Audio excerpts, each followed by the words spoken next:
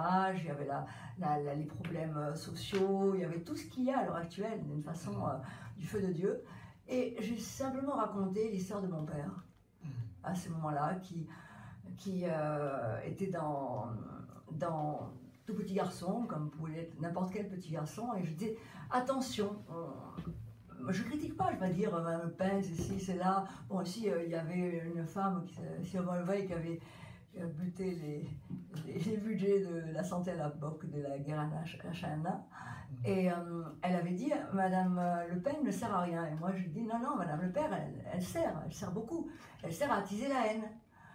Et là, j'ai pris un exemple qui m'est proche, puisque je suis de confession juive, catholique et né en pays arabe. Donc avec ça, je veux dire, et je me suis beaucoup battue à l'époque pour le Sénégal, avec l'ancien président de la République, M. Abdou Diouf, et toute l'équipe qui avait autour, qui étaient des gens formidables. Et pour justement, par rapport que ce soit aussi au sida, parce que ça a été un peu mon bonhomme de chemin. Si on revient justement sur cet aspect d'intolérance dont tu parlais tout à l'heure, est-ce que tu es parti de ton père Oui, par rapport à l'histoire que j'avais, je n'ai pas voulu en parler comme ça, mais c'est quelque chose qui me touche fort, parce que j'ai simplement dit, attention, on ne sait pas où on va. Parce que moi, quand j'étais petite, mon père, il me regardait dans les yeux un jour. D'habitude, il me regardait très fort dans les yeux, et puis cette fois-ci, il ne me regardait pas, il me racontait que quand il était petit, il allait sur un quai avec sa mère pendant des mois, des semaines, des années, et pour aller attendre mon grand-père, donc son père, qui revenait des camps de concentration, qui n'ont jamais existé, bien sûr. Et là, je parlais des migrants. Je dis, demain, par exemple, on arrive, il y a milliers de bombes qui nous tombent dessus, à tous, hein, voilà, on est là, c'est pas un docteur, ça peut être la zone, ça peut être n'importe qui, on est tous noirs, blancs, jaunes, verts, tout ce qu'on veut, on est tous pareils de toute façon. Et on est là, et il y a des milliers de bombes qui s'abattent, et qu'est-ce qu'on va faire? Ben, on va aller ailleurs, et on sera des migrants, nous les Européens, nous les Français, nous les Italiens, on sera des migrants aussi. Alors pourquoi obligatoirement? Parce que des gens vont se réfugier dans un autre pays, c'est obligatoirement des gens qui vont amener le terrorisme.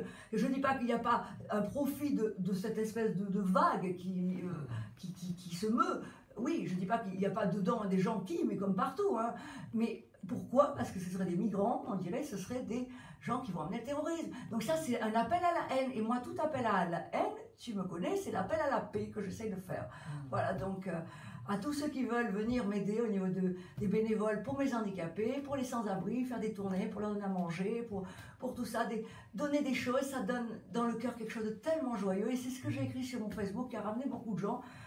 Quand j'ai dit, un seul être souffre dans la planète. Et on souffre tous parce qu'on est tous interconnectés. Voilà, c'était mon message. Effectivement, un beau message. On est tous interconnectés, mais il faut pouvoir le comprendre aussi. Hein. Voilà, mais on peut l'expliquer aussi. Il faut l'expliquer, donc c'est ce que tu fais aussi. J'essaye.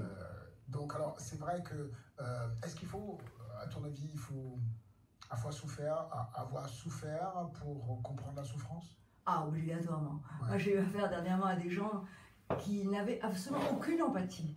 C'était parce que même avec une intelligence colossale, quelqu'un qui n'a pas d'empathie, tenez comme ces énarques qui sortent la cuillère dorée dans la bouche, qui sont des gestionnaires de pays, mais qui ne savent pas ce qui se passe dans la rue.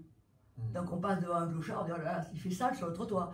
On ne sait pas que c'est une âme, c'est quelqu'un qui a une histoire, quelqu'un qui a quelque chose de merveilleux à dire, des gens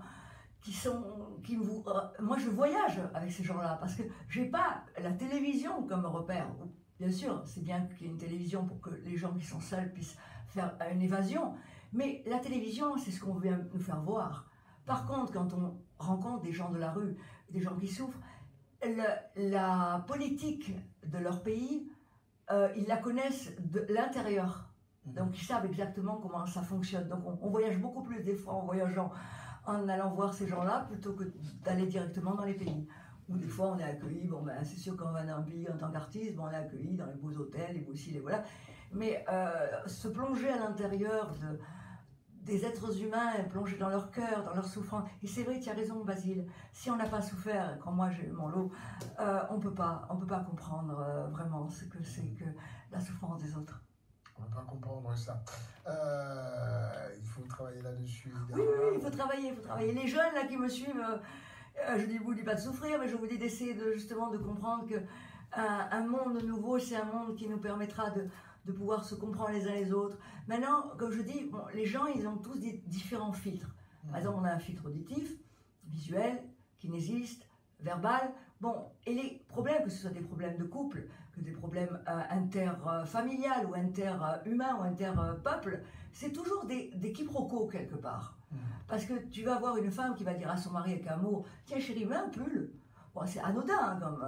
Mais si sa mère, elle l'a bassiné pendant toute sa vie en les anges, mets un pull, alors la femme, il va l'éjecter, mais je te dis pas comment. Et là, elle aura fait un acte d'amour, elle va s'en prendre plein la figure. Et lui, pareil, il va croire qu'en vérité, on ingère dans sa vie. Et c'est tout que des. Et pareil pour les filtres qui sont différents. Il y a des gens qui s'aiment, qui se regardent, rien qu'au regard, ils se disent je t'aime. Bon, l'homme, il va dire avec le regard je t'aime. Bon, il aura l'impression que la femme, elle sait qu'il l'aime. Mais la femme, si elle a un filtre auditif, ben, elle aura besoin d'entendre je t'aime. C'est que des choses, des petits codes comme ça, avec des simplicités de compréhension humaine qui fait que ça donne des fois des codes qui permettent de créer l'harmonie. Il faut toujours décrypter en fait, hein, finalement. Exactement. Et chercher surtout à décrypter. Et chercher à décrypter. Alors il faut encore avoir l'éducation pour le faire. Non, c'est pas une question d'éducation, c'est une question d'âme. Moi je vois des gens, ils n'ont qu'une éducation, ils ne savent même pas les réécrire, mais ils ont un cœur tellement gros comme ça que rien que quand on les voit, on a envie de les embrasser. Mais c'est vrai, tu as raison, l'éducation joue beaucoup, et toi tu es bien placé pour en parler, puisque tu es professeur, donc tu vois ça tous les jours.